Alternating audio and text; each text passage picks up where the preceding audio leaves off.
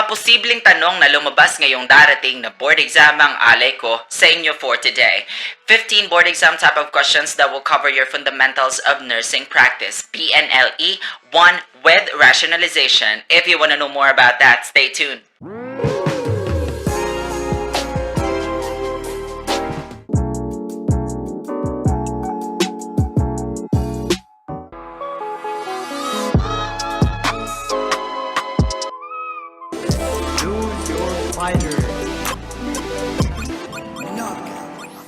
Welcome back to my channel. If you're new here, my name is Neil Gavin. I'm a registered nurse and I do have a degree in medical surgical nursing.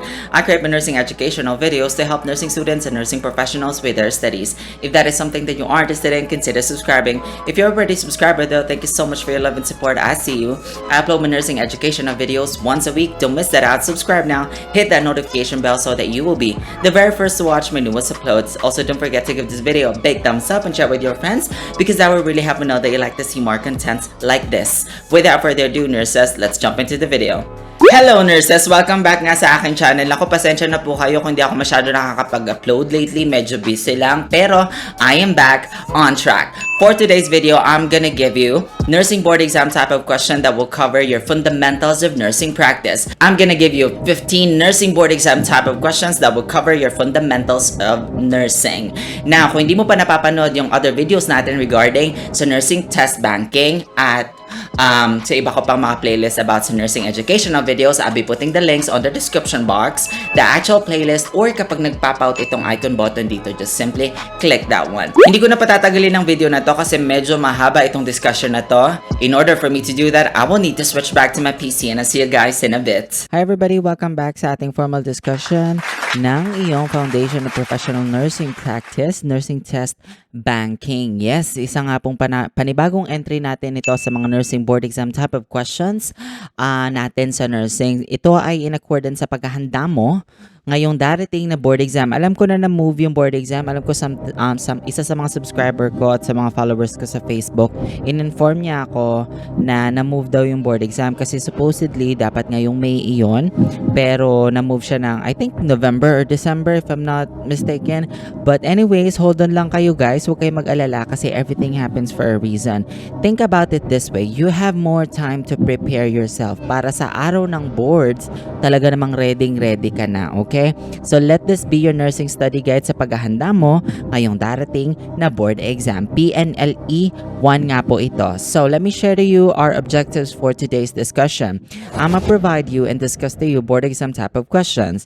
Not only board exam type of questions but I'm also gonna give you rationalization per each board exam type of questions. Maisingit ko lang kung hindi mo pa napapanood yung iba kong lectures or mga video materials na ginawa ko about sa nursing test banking. Nag-discuss ako doon ng CHN, maternal, psychiatric, meron din akong isa pang PNLE, 50 items questions yon. Ano pa ba yung mga pinagdi-discuss ko? Marami pang iba at marami rin akong mga playlist sa channel ko related sa nursing educational contents. I have, nursing education, I'm sorry. I have medical surgical, I have pharmacology, I have anatomy and physiology, I have nursing mnemonics, fundamentals of nursing. Halos lahat ata na cover ko na, pero kung hindi pa, huwag ka mag-alala. Meron tayong psychiatric nursing and all. Ililink ko yung mga playlists o yung mga link sa description box, yung mga link ng playlist sa description box, excuse me. Or kapag may time ka, nagpapa-out itong icon button dito sa gilid, i-click mo yan kasi ililink ko yung yung ilan sa mga playlist natin, okay? Now, let me give you the instructions for our today's quiz or boarding test, okay? So you will be given 15 board exam type of questions. I will be reading the questions and the choices for you. You have 5 seconds to answer each questions. The answer is revealed instantly after each questions with rationalization. Choose the letter of the correct answer. Good luck, nurses! Okay, now before further proceed, bago natin talaga tuluyang simulan ito, gusto kong i-take mo itong video na to, itong examination na to, as if you are taking the actual board exam, okay? Wala kang iintindi, papakinggan mo lang yung boses ko, titingnan mo yung visuals, tapos Whatever that comes out to your mind, you just have to answer it. All right. Be honest. I want you to count the number of your scores and put it on the comment section below, ha. And again, ang goal nitong nursing test banking natin ay hindi para magpataasan ng score. Okay. Ang goal dito is for you to fully grasp and understand the rationalization na ipoprovide ko sa inyo, ha. Tapos, yeah, ilagay mo lang siya sa baba para ma-evaluate ko. All right. Okay, simulan na natin to. Handa ka na ba? Let's begin. Okay, board exam type of question number 1. When the nurse or when the license of nurse Krina is revoked, ano ba naman yan? Di marunong magbasa. It means that she, so anong situation mo? Yung license daw ni Karina ay na-revoked. Ano ibig sabihin nun? A, is no longer allowed to practice the profession for the rest of her life. B, will never have her or his license reissued since it has been revoked. C, may apply for reissuance of his or her license based on certain conditions stipulated in RA 9173. Or D, will remain unable to practice professional nursing. Your 5 seconds starts now.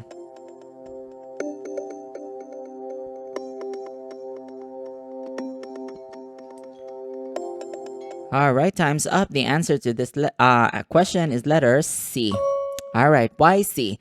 Now, Nurse Krina may apply for reissuance of his or her license based on certain conditions stipulated in RA 9173. Now, what is our RA 9173?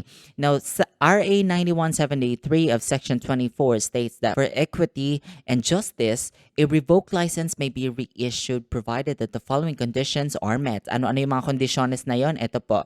A, or number 1, the cause for revocation of license has already been corrected or removed. And B, or pangalawa, at least 4 years has elapsed since the license has been revoked. So, may 4 years since the last time na na-revoke yung license mo at yung una, na-settled na or na-correct na yung reason kung bakit na-revoke siya in the first place. So, the answer to this is letter C. Let's proceed.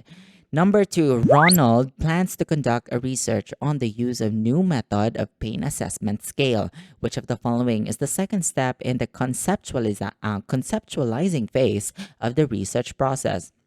Second phase ng conceptualizing phase or second step ng conceptualizing phase mo. Ano yon?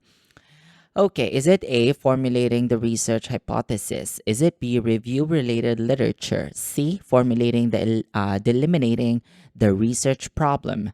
Design the theoretical and conceptual framework. Your 5 seconds starts now.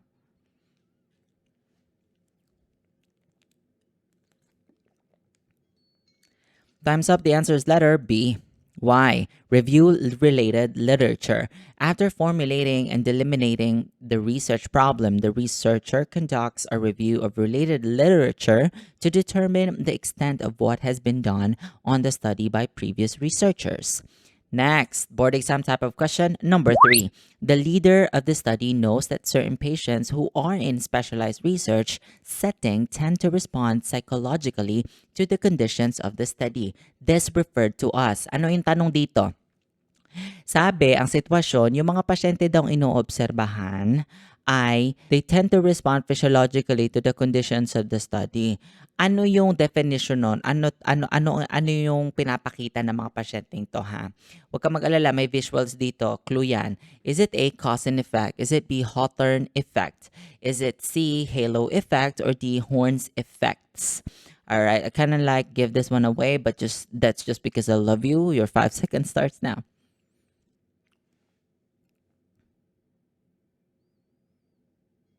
Time's up. Bonus question. Letter C. Oh, I'm sorry. Letter B. All right. Why? Hawthorne effect. Hawthorne effect is based on the study of Elton Mayo and a company about the effect of an intervention done to improve the working conditions of the workers on their productivity. It resulted to an increased productivity but not due to the intervention but due to the or physiological effects of being observed. Ito yung nagbabago yung kanilang kilos, yung kanilang pagtatrabaho o yung kanilang galaw kasi alam nila na inoobserbahan sila. They perform differently because they were under observation. Pwede yung iba nagmamaling-giring dahil nakikita, pero most likely ginagalingan ng mga yan. Ganito lang yan pag nandyan yung boss mo, pag nandyan yung CI mo, hindi ba tahimik-tahimik ka, kunwari aral-aralan, bisil-bisihan, pero kapag wala na, ay girl, ayan na, lavern. Okay. Let's proceed. Board exam type of question. Number 4. Mary finally decides to use judgment sampling on her research. Take note of this. Judgment sampling. Which of the following actions is correct? So ano dito ang correct about o magpapatunay o magpapatungkol sa judgment sampling, okay? Is it A, plans to include whoever is there during his study? B, determines the different nationality of patients frequently admitted and decides to get representation samples from each? C, assigns numbers for each of the patients, place these in a fishbowl and draw 10 from it. D, decides to get 20 samples from the admitted patients. Your 5 seconds starts now.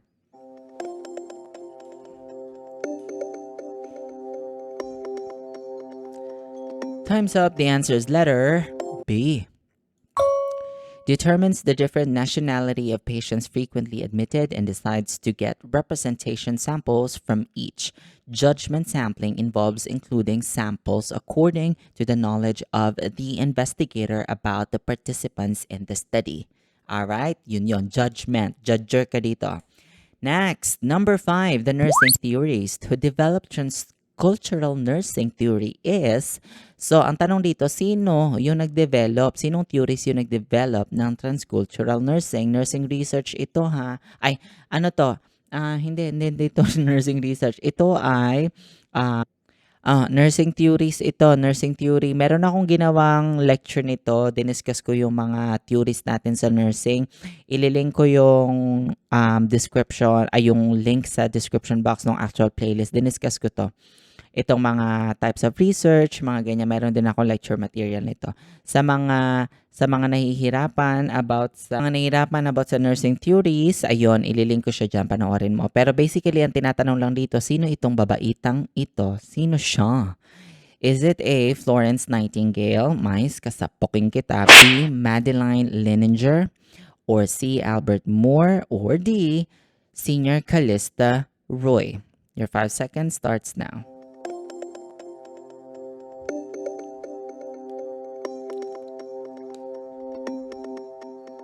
Time's up. The answer is letter B.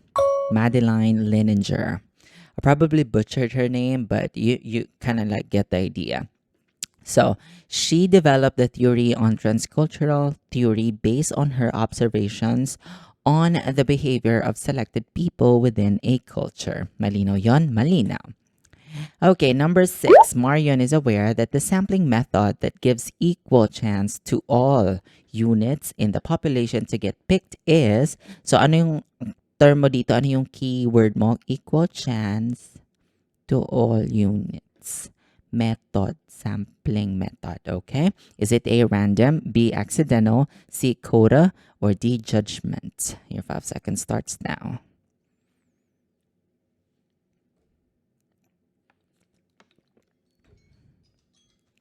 The answer is letter A.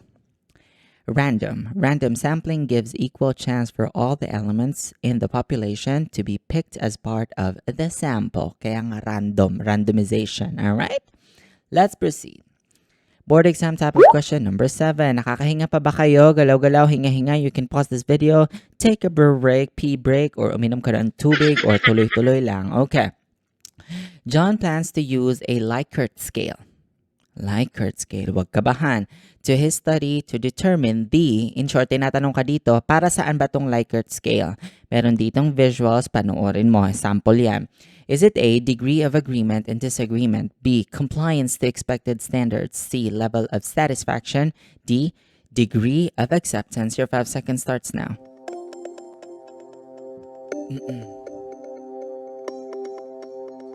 Alright, the answer is degree of agreement, letter A. Degree of agreement and disagreement. Likert scale is a 5-point summated scale used to determine the degree of agreement or disagreement of the respondents to a statement in a study, just like this.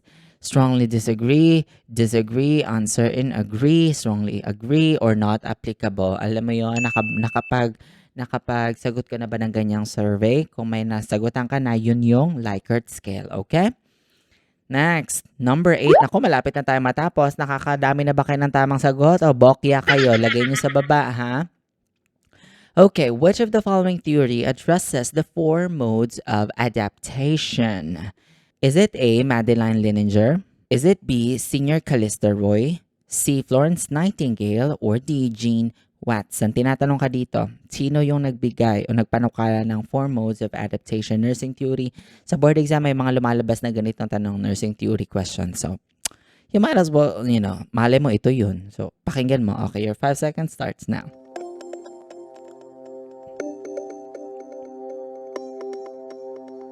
Alright, sino itong babaitang ito? Siya ay si Senior Callista Roy. Okay, so she developed the adaptation model, which involves the physiologic mode, self-concept mode, role function mode, and dependence mode. Period. Board exam type of question number 9. Ms. Garcia is responsible to the number of personnel reporting to her. This principle refers to, anong principle to? Kapag si Garcia ang responsable regarding sa numbers of personnel that reports to her or number of personnel na hawak niya, anong tawag doon sa principle na yon? Is it A, span of control? Is it B, unity of command? Is it C, downward communication? Or D, leader? Your 5 seconds starts now.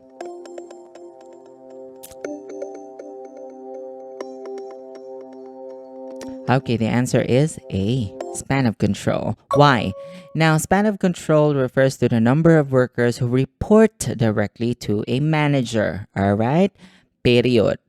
Nako, last 6 questions na tayo. Board exam type of question number 10. Ensuring that there is an informed consent on the part of the patient before a surgery is done illustrates the bioethical principle of. Ito po yung mga bioethical principles natin na we have 4. Alright? So, yung pagsasign ng consent, yung informed consent, saan yun under? Yung securing informed consent prior of surgery, ano yun? Anong bioethical principle yun under? Is it A, beneficence, B, autonomy, C, veracity, or D, non-maleficence? Your 5 seconds starts now.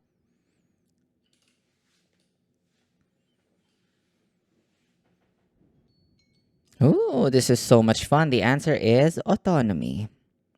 Yes, autonomy nga po. Why? Because informed consent means that the patient fully understands about the surgery, including the risks involved and the alternative solutions. In giving consent, it is done with full knowledge and is given freely. The action of allowing the patient to decide whether a surgery is to be done or not exemplifies the bioethical principle of autonomy. So that patient has the right to refuse or not, or to go ahead and do the procedure. Okay. Karapatan niya yun. Kumbaga, the patient has the authority over his or her health. Alright? Let's proceed. Number 11, Nurse Reese. Naku, naalala ko yung chocolate na Reese. Favorite ko yun. Bikini Man. Nurse Reese is teaching a female client with peripheral vascular disease about foot care. Nurse Reese should include which instructions? So, sa pasyente mong na-diagnose ng peripheral vascular disease, ano ang health instruction mo? Kung ikaw si Nurse Reese, is it A, avoid wearing cotton socks? B, avoid using a nail clipper to cut toenails? C, avoid wearing canvas shoes? Or D, avoid using cornstarch on feet? Taray! Magbe-bake tayo, girl. Laverne. Your 5 seconds starts now.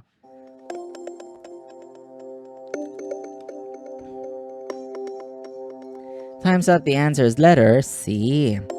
Diba? Letter C. Avoid wearing canvas shoes. Why? The client should be instructed to avoid wearing canvas shoes. Canvas shoes cause the feet to perspire, which may in turn cause skin irritation and breakdown. Both cotton and cornstarch absorb perspiration. The client should be instructed to cut toenails straight across with nail clippers. For the exam type of question number 12, nagutom naman ako. A client is admitted with multiple pressure ulcer. When developing the client's diet plan, the nurse should include, so ano ang diet plan mo sa patient na merong multiple pressure ulcers, may skin breakdown, yun ang nasa isip mo. Ano kayang gagawin ko para talagang ma-help yung skin or muscle repair? Or anong pagkain? Is it A, fresh orange slices, B, steamed broccoli, C, ice cream, yummy, or D, ground beef patties? Your 5 seconds starts now.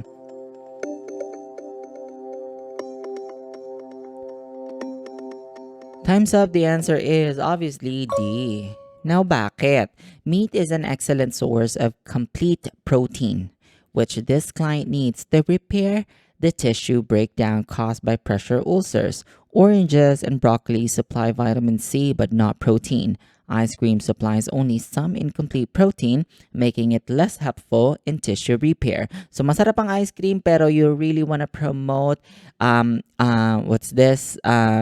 healing. Kaya pakainin mo ng mga ground beef yan according dito sa ating selection. Paminsan-minsan pwede naman ice cream pero the best option here is ground beef patties. Alright? Board exam type of question number 13. The nurse prepares to administer a cleansing enema. Positioning ito ha. What is the most common client position used for this procedure? Paano may po-position ang pasyente mo kapag magbibigay ka ng enema? Is it A, lithotomy? Subukan mo. Is it B, supine? Subukan mo.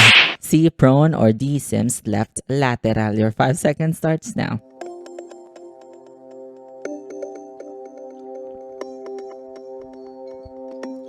Alright, time's up. The answer to this is letter D. Sims left lateral. Why? Now, this position is the most common position used to administer a cleansing enema because it allows gravity to aid the flow of fluid along the curve of the sigmoid colon. If the client can assume this position nor his poor sphincter control, the dorsal recumbent or right lateral position may be used.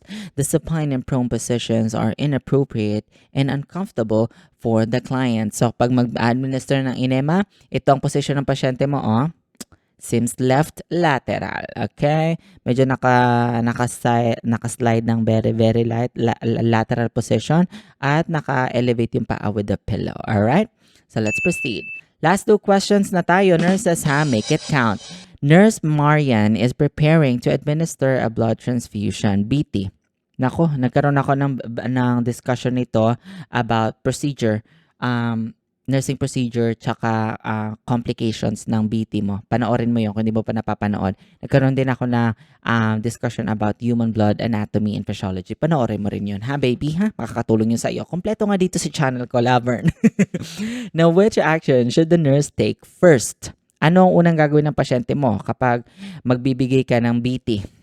Is it A, arrange for typing and cross-matching of the client's blood? Is it B, compare the client's identification wristband with a tag on the unit of blood? C, start an IV infusion of normal saline solution? D, measure the client's vital signs? Ano ang unang-unang gagawin mo first? Makita mo sa board exam to. So, pag makakita ka ng ganitong tanong, tingnan mo lang yung arrangement. Minsan, sequence of events lang. Alin doon yung pinakauna mong gagawin? Alright? Your 5 seconds starts now.